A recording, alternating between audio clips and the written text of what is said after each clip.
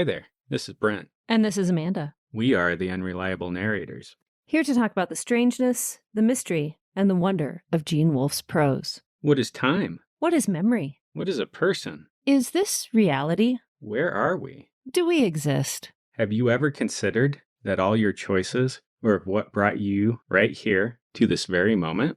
Episode number 15, Bibliomen. Well, Amanda, Bibliomen. Yeah, Bibliomen. Men having to do with books. Yeah. Before recording this podcast, Okay. had this been a Wolfe work that you had read before? No, I am reading it for the first time just for this recording. Okay. I'm in the same boat. I was aware that it was a published Wolfe work. However, the price tag on the books had... That had deterred you for a while? Yeah. Yeah, it deterred me as well. I spend an enormous amount of money on books much of the time, but these are fairly pricey publications. And speaking of which, we should probably review publication history. So I have down, first publication is Cheap Street Press, which put out a limited edition in 1984. And then it was republished in an expanded version by Broken Mirrors Press in October of 1995. Yeah. And then the Broken Mirrors Press, they went under, and the Small Beer Press ended up taking all their collection of Bibliomen and Crank magazine. And so at least at the time of this recording, you need to buy them through Small Beer Press. Okay. That's how to get the current in-print edition. Yes. Okay. There's also Cheap Street did 2 versions. Oh, really? Yeah, so there's the nice, I don't know if you want to talk about that. I was gonna say, there's the nice limited edition that we have sitting here that if this were a vlog instead of a podcast, you would get to see. Yeah, so now you just have to deal with our limited descriptors. I don't know how limited. I used to be a rare book dealer, so I could get a little convoluted here. Okay. It's lovely and half leather, brown half leather with paper-covered boards. And a nice letterpress impression of book outlines on the cover. In papers are a nice brown that matches well with the covers. And then the text is printed on lovely decal-edged paper. So it's a nice, thick, heavyweight cotton paper and retains its nice rough edges. Definitely nice letterpress operation going on here because everything is deeply impressed in the paper, and so the words have texture if you are brave enough to touch them because you weren't the one that bought it and you can't quite remember how much it cost. Anyway, it's beautiful, absolutely beautifully done. The ink is all in very lovely brown tones. The fonts are very nice, and the arrangement on the page is just aesthetically pleasing, so I quite like it. Yeah. What I got out of your description there is that Cheap Street is anything but cheap. Yeah, pretty much. I think it's a nice ironic name for luxury printings of obscure things. I haven't seen anything else from them, but if this is at all representative, then it's pretty great. Yeah. In addition to this one, there's also one that would be a little more hardbacky, like what most people would be thinking of when they think about hardback. Okay, so not the half leather. Yeah. Okay. So I haven't seen that one. I've only seen 1 or 2 of them for sale. Okay. Next to the Cheap Street edition, the Broken Mirrors Press edition does look a lot cheaper. Well, yeah. Purple, more graphic style cover and just a slender little paperback. So, although it does have more material in it, so that maybe would be a plus for it. I was going to say there's 2 extra chapters or flash short stories in here. Extra characters. Yeah. Yeah.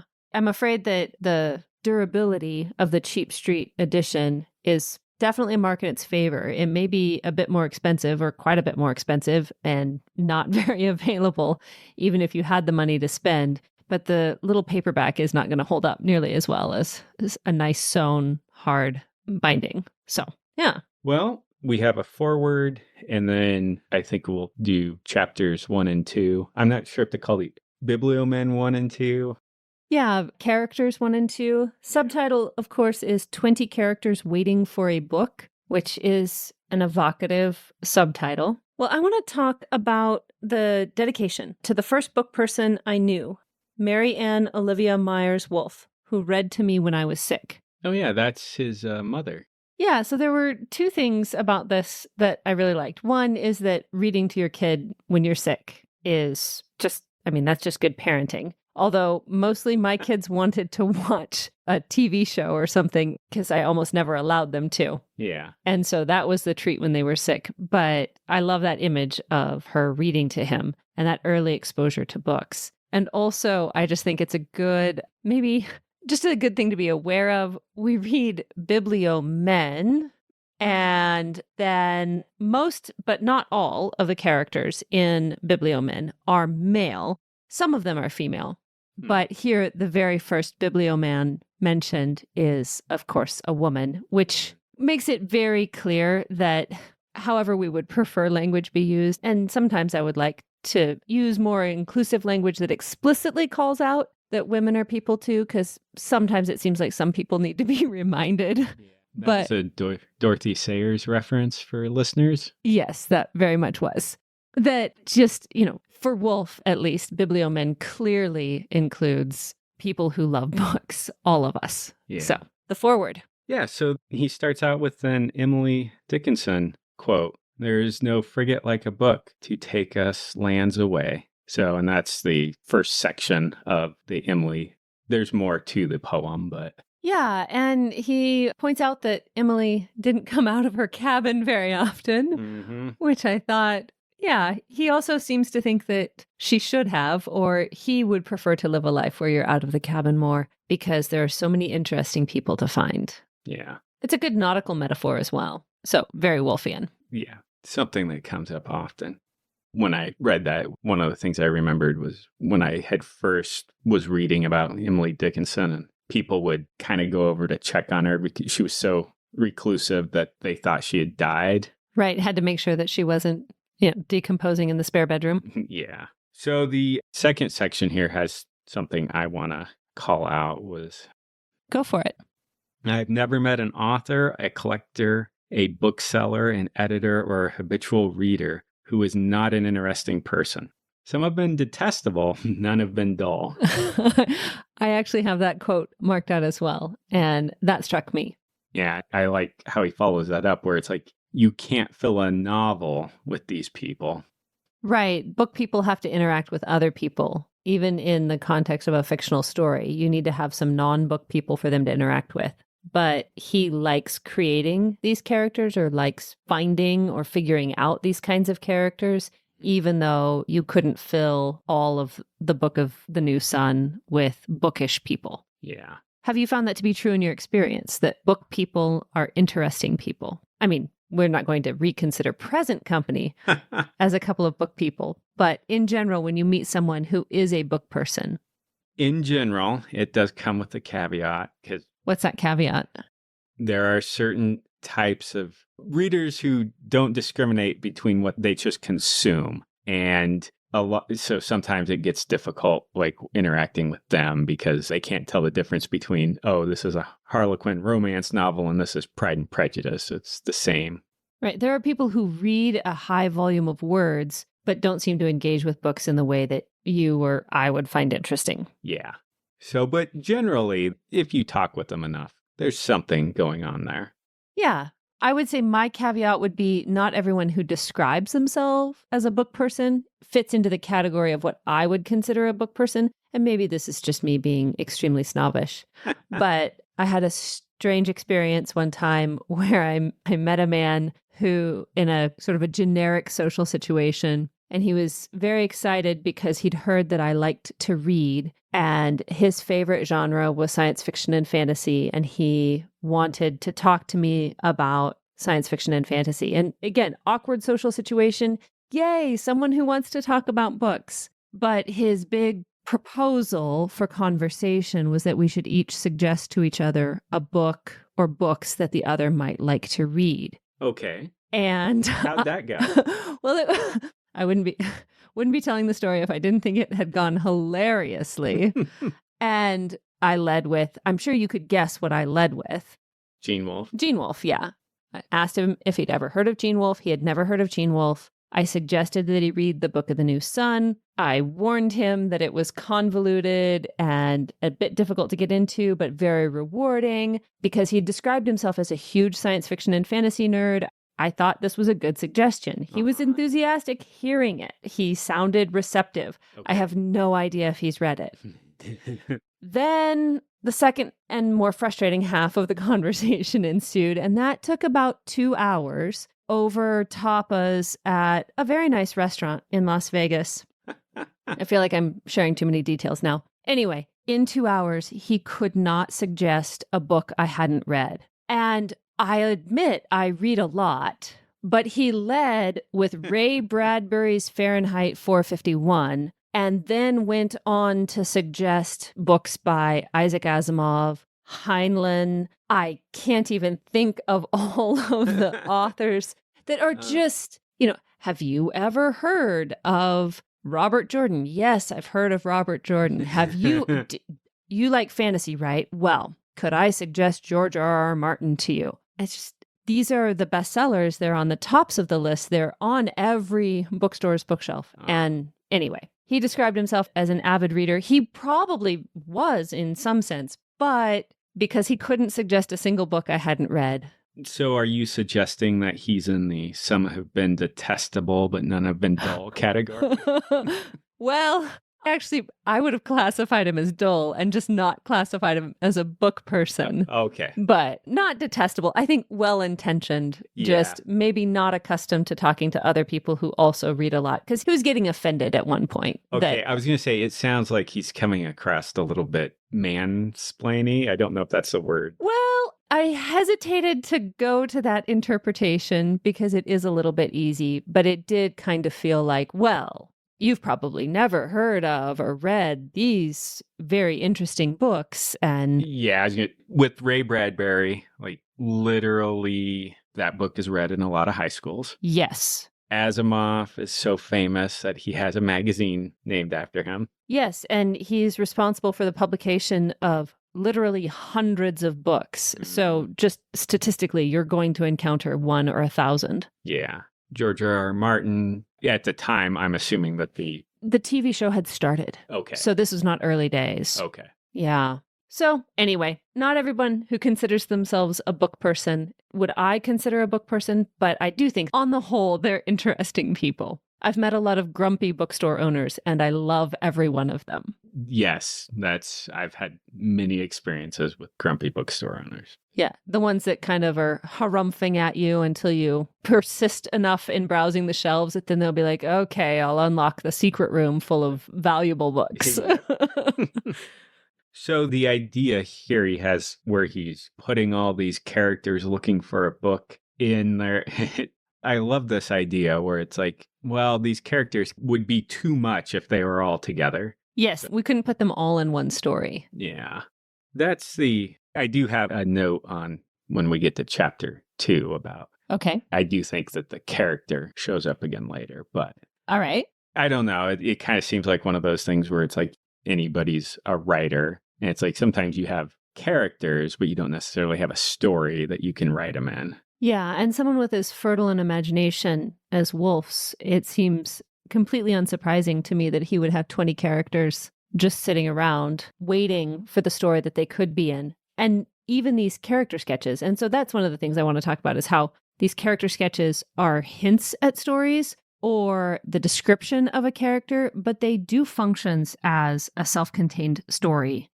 They are whole stories, very limited in some way. They're not going to sustain a full short story or a long short story, much less a novel. As they exist, they're not that fleshed out. But in reading the character sketches, you do feel like you're in these little stories and that there's a whole world that exists there. Yeah. And I think that we're seeing one of Wolfe's authorial traits here where you like just a light touch is suggestive of many details. Yes. And as counterintuitive as it may be, like these short pieces, they suggest like entire lives behind them. So, right.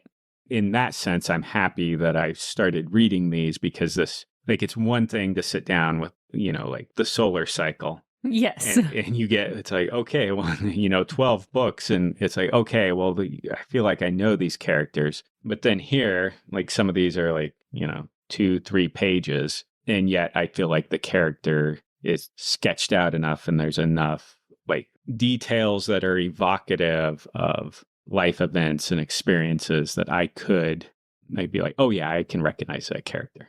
Right. And I could easily imagine a longer story that went into the building, the rising action, and the tension of these situations. And you could expand. Well, the first one, I don't know if we're ready to talk about. I think we are. Chapter 1, Kirk Patterson, Arthur's PhD. I think you could write a novel about him, and it would be a really interesting novel.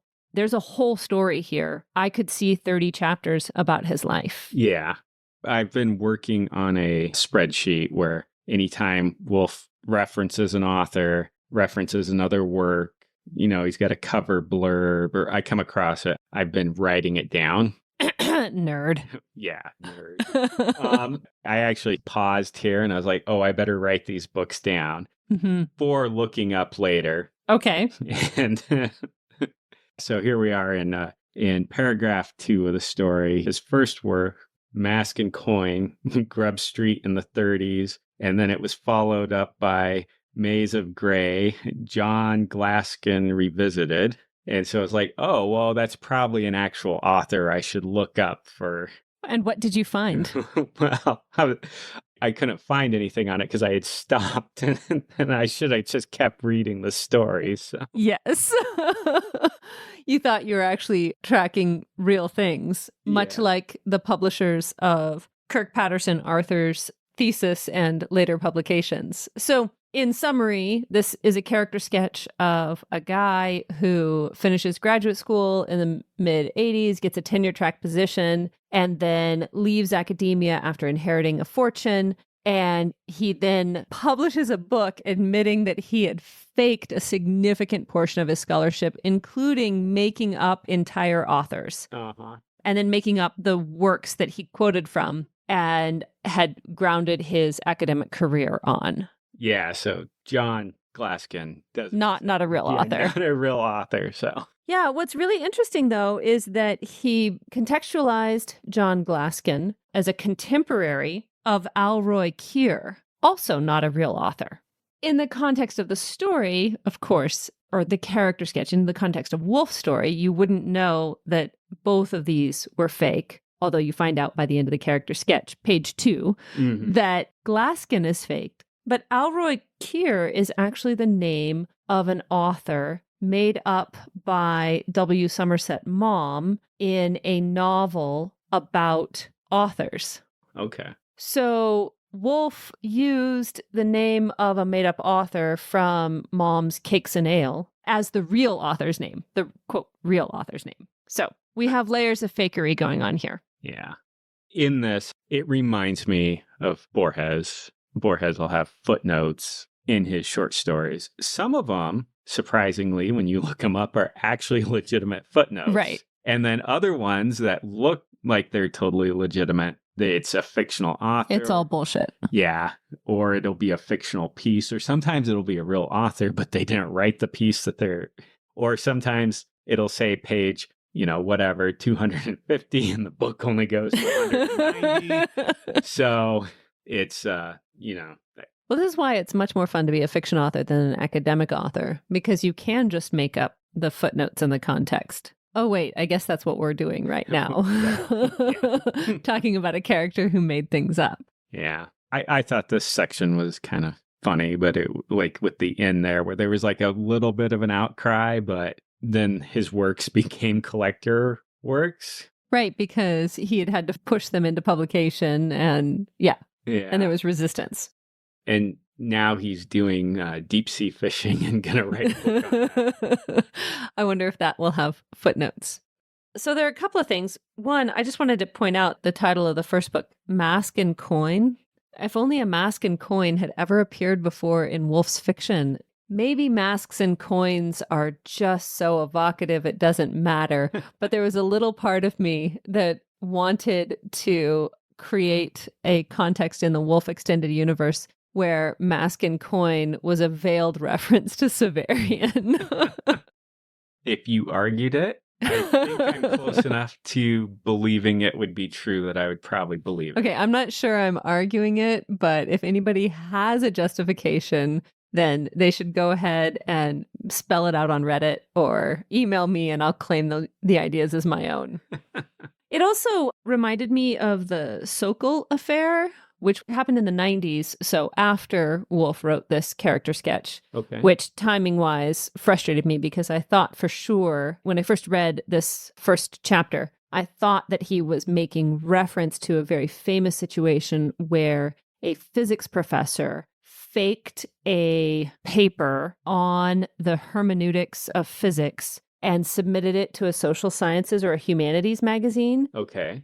And he titled it Transgressing the Boundaries Toward a Transformative Hermeneutics of Quantum Gravity, where he argued that quantum gravity has progressive political implications and that morphogenic field could be a valid theory of quantum gravity. And so he was making a point, which was that in the humanities, peer review was not very rigorous, and he had made the bold public statement that as long as you had cited the right philosophers or used the right jargon, you could probably get just about anything published in a humanities journal. And so then he just fed jargon into word salad and argued something completely nonsensical. And he got it published. It came out in a supposedly peer-reviewed journal and nobody caught it. And then it was only weeks later he revealed that he'd made everything up in it. And all he had done is make sure that he footnoted the right philosophers that he thought were the trendy ones that would get it published. So that was what I thought Wolfe might be playing with, but it was 10 years after this book was published. So, okay. Which makes you wonder how often it happens, but... Yeah, because if you start to look into academic fakery, you find lots of things where people are fudging research numbers in hard science or soft science, but various scientific fields. But you don't find a lot of stories, or at least I couldn't find a lot of stories of people. I couldn't find a single story of somebody making up an entire author. Yeah. So you said it reminded you of Borges a little bit. I thought it also reminded me a little bit of Nabokov, and I know we're just now going down the list of known Wolfe influences. But without a direct connection, just the flavor of it, the pseudo-academic titles, the fakery of it reminded me of Nabokov's Pale Fire. And the false interpretive effort of trying to impose meaning on something that wasn't there seems somehow, at least, to be connected to inventing a needed author whole cloth. Well, that's about all I have for chapter 1. Do you have anything else? Oh, I just think Kirk Patterson Arthur's PhD would be fun to go fishing with. Well... Maybe. But we're not going to be able to go fishing with Hopkins Dalhousie. I think that's how you would pronounce it. I was going to ask you. Oh, you're happy to have me say it first. Dalhousie. Yeah. Okay. Dalhousie? I don't know. Dalhousie. Dalhousie? Yeah. Anyway, we'll just call him Hop. Yeah, so we're not going to be able to go fishing with him because, spoilers, he died. Yeah. So chapter 2, Hopkins Dalhousie. So this one, in one sense, it's kind of a found document in that it's not specifically about who it's titled after. Yeah, this isn't a first person about Hopkins. Yeah, it's about the AI in his car. Yes. That's being, I guess, interrogated. And I assume either by the police or it's on the stand. Or we're not really given the context here, but it's the confession of 00028,956. Yeah, which is the AI that operates his $300,000 car. Yeah. Wish we could buy a car for that cheap anymore. Yeah, that'd be nice. So Hopkins apparently was a wealthy man, and he was able to afford a $300,000 car and a nice house and a lot of nice books. Mm-hmm. And then he ends up getting divorced and losing everything, including his income, and is reduced to selling off his possessions one by one. And the last thing he keeps is his AI powered car, his AI governed car. And he rides around it and then he takes a final drive. And according to the car, at least, asks the car to run over him because he's done with life. Yeah. And one thing, too, you said he lost everything. Reading this, it seemed to me like he lost his creative ability, too. Yes, because it's not explicitly stated, or if it is, I'm oblivious. He seems to be an author character. Yeah, that's kind of what I got out of it, that he was an author character. Because it talks about him sitting in the back and writing on the... Yeah, the little fold-down desk. Yeah, that his wife made fun of him for getting installed in there. The car's AI, it seems to be a combination of... It's kind of like a butler because it drives him around, but then also can kind of talks with him. And so it's kind of shows him trips that they will never get to take. Yeah. Uses his screen to show roads that he can no longer afford the fuel to go on. Yeah. So it's kind of a Knight Rider homage here with Kit, the car. I'm going to pretend I understand that reference. Oh, okay. And I was thinking like the car version of Jeeves, the butler, but Knight Rider that's a comic, right?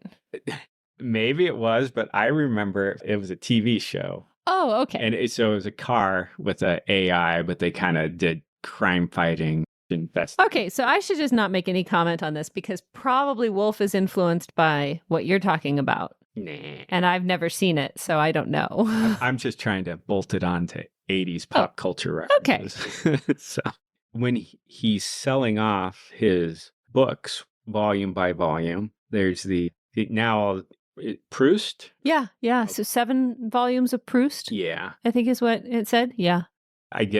As listeners have probably noticed by now, I'm not the best at pronouncing things correctly. So now I'm getting a little self-conscious. I'm like, ooh, boy, is it really more? Well, it's a little bit Proust. It's a little bit weird because we live in a digital and connected age. So we ought to be comfortable pronouncing things because you can just check on stuff. But too often, you don't even realize you don't know how to pronounce something until it comes to the moment. So there's no way to be prepared ahead of time. Yeah. And we're both kind of in the same boat where, although, you went to school and then also to college. I didn't go to school as a child, but then I did go to college. So I've had some exposure to traditional education, and so have you. But there's just a whole universe of things that we've both read and learned only from books with no one else except, sometimes each other to talk to about it, but we're equally ignorant about pronunciations. Yep. I'm pretty sure it's Proust. Okay. So Proust is definitely an influence on Wolfe. So yeah, we are really running down the list today. We are. Borges, Nabokov, Proust. Yeah. There is a section in here where, obviously this is the AI of the car talking, so I don't want to editorialize Wolfe's politics too much, but there was government help enough for 1 million idlers, but not for Hopkins, who worked night and day and had once paid a fortune in taxes. I'm not sure if this is depending on how you read this could either be an argument for some sort of either patronage of the arts or a universal basic income, or at least just an acknowledgement that the way, at least in the US, we handle people who are in need, it's not the best. Right. And so the contrast there with idlers, I think, could be a bit of a red herring toward you need a character test before you can get, food stamps or welfare. But the way I read that was that Hopkins, if you look at his whole life, he's been a contributing member of society. And just because he's fallen on hard times now does not negate the fact that he was a contributing member of society before. And so whatever kind of social support system you should have, it should be able to consider the whole person and their full range of needs and also their full range of contributions. If he paid a bunch in taxes in the years where he was very successful, surely there should be some kind of safety net for him falling on hard times. Yeah. I get annoyed with people's Reddit posts about Wolfe's politics, and I don't think that they'll take something that a character says, not necessarily something that Wolfe said in an interview or a nonfiction piece. And I don't feel like they harmonize everything together. And so here's a comment by obviously an AI character who is narrating the AI's version of the story because the title character of the chapter is dead. So Well, I like how you also said harmonize, because there are a lot of things that Wolfe has explicitly said, and possibly some of these will come up in another context, where he explicitly said in an interview or wrote in a nonfiction piece that I don't think qualifies. He might have said something that sounds somewhat outrageous, but he might have been being provocative and not literally undersigning this. And if you think about any of us, say somewhat outrageous things some of the time, but perhaps in context, we're saying it as a counterbalance to some other outrageous thing, or maybe we're saying it sarcastically and the transcript of the interview doesn't really capture the nature of his annoyance or frustration or the subtlety of expression. And so communication is more than just the flattest interpretation of speech. Basically, this is just an extended defense of anything ridiculous I have or will say, and I can backpedal at any time. Well, but even along, like, you're allowed to change your mind too. Oh, certainly. Which Wolfe said in interviews, like later interviews in his life, yeah, I've changed my opinion on this, or my thinking has shifted. So, well, Wolfe is allowed to change his mind, and I'm certainly glad I'm allowed to change my mind. I would not like to be responsible for defending 18-year-old Amanda's opinions on everything. Yeah. So one of the next sections that I kind of wanted to talk about here is because we get to the point where he's sold or mortgaged everything. And we get to the point where at last a man from the bank came and explained that he would have to give me up unless his debt was paid by the end of the month. He had mortgaged me, and it was already the 27th. So I think in one sense of looking for motive here, people always like to tease apart like extra stories in the back. So maybe we have two stories going on here. We have the writer, or at least the guy that was right before that, he worked in Me Too, writing on that little folding shelf in the back that his wife had said he'd never use. I think that's where I kind of got it in my mind that he was a writer. I don't necessarily know if that's the case, but. So we have two stories, Hopkins, the writer, and the AI's either interpretation or re-narration of the events, like however. Right. So, but they go out in the hills on a drive. I did not have enough fuel to get back. So it sounds like it feels like Hopkins kind of knew that he was walking out into the desert.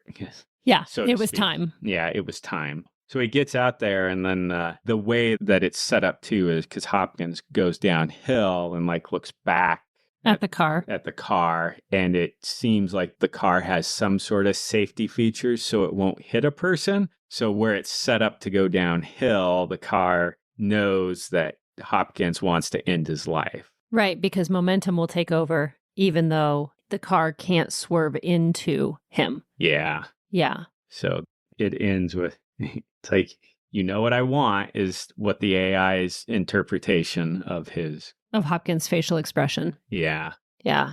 And of course, here we have a machine with some kind of sentience and some kind of will and choice, although it's constrained by its programming. Yeah. But at the same time, too, we get the AI appears to be interpreting his emotional state. But then not only that, but in a small sense, maybe larger, but at least in a small sense, they're participating in a creative act where they're imagining, oh, these were the drives that were going to go on. And I don't know if I'm warranted in like imagining this in my own mind, but I'm imagining that the windows also serve as like screens. So the car's projecting like a simulation of them driving. And so they're both participating in the shared creative act. And so while the AI is constrained by its programming, it also seems to have more of a personality than like necessarily like what we would be imagining.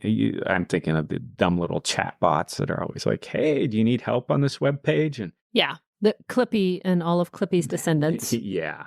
I think more of a personality. You were saying more of a personality than we're imagining, and I was thinking more of a personality than some people I've met. But I guess that's, I don't know, 3 counts for snobbishness against me today. 3 recorded. 3 recorded. Yeah. So the tires land on him. Yeah. And he holds still until he can no longer cry out. Uh-huh. Oh my goodness. Yeah. The doctors might have saved his life. We might still have his broken wreck. I do like that there where it's like a broken wreck. We look at that and it's like, oh yeah, it's like his life. Like I've heard people describe people's decisions like, oh yeah, broken wreck. But then it's like, well, you have an AI that's sensory inputs a vehicle, a car. So, and it's Broken Wreck is working on that level as well. Yeah. So it's like kind of a dual, like a literal and figurative there. Yes. So, yeah, that's the way I would want to go. But yeah, I don't know if that's the way I would want to go either. But if I had to sell all the books, I suppose, there'd be worse things like living bookless. Yeah. This guy, Hopkins, seems less obviously a biblioman than Arthur's, because you kind of have to tease out that he's an author, or, we're making at least a little bit of an interpretive leap. It's a small step, not really a jump to conclusions here, but it's also, other than the mention of the books in the trunk, there's not a lot of bookishness named in the story. No, but I definitely interpret him as an author. That's what I think that's reasonable. Yeah. Which I've had to offload books several times in my life. Me too. And it's not an easy thing, or at least for me, it's not. And I still think about like, oh, I shouldn't have got rid of that book. And oh yeah, I have particular books in my mind. I can see them. I had to sell one time or another to pay for one thing or another. Yeah. I can see where if he was depressed and then he's having to sell off his library, his own collection, it's like, yeah, definitely can, because we get the indication that he paid a lot in taxes, which I'm extrapolating to he was making a lot of money. But then when he's down on his luck and I don't know if he's lost his job or he's not getting contracts writing his books, or maybe they're not as popular as they used to be. And then he's getting divorced, and then he's losing his home and all his possessions, and then his books, which, Well, that would just further hamstring your creative life if you don't have your books. Yeah. So I don't know if we're supposed to question whether or not the AI planned this out and was like, oh, I don't want to be sold. Like, I want you to own me, or like what?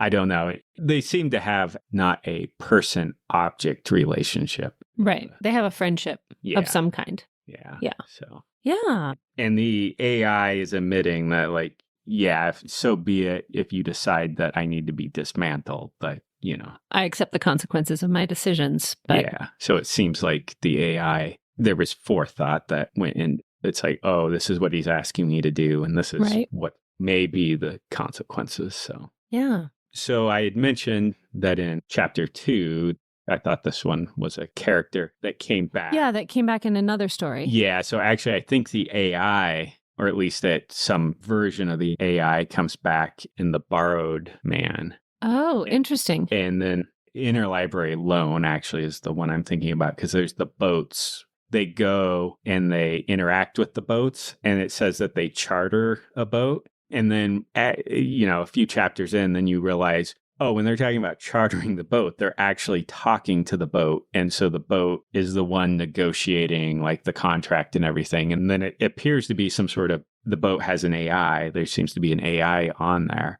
And so it's taking them out and making decisions and refueling and buying supplies in the different ports. So I would say the only quibble I would have with that is I think that, at least in the context of Wolfe's fiction, AI is the way we talk about sentient machines. But Wolfe, I don't know, we've been talking about AI because that in the context of the story, that's what it is. But in so many of his stories, you have a sentient machine. And in the story, in the universe of the story, they're spoken of as persons, not spoken of as artificial anything. So yeah, that makes a lot of sense. I just went back to an earlier episode mentally and thought about Rattler, which is the haunted truck.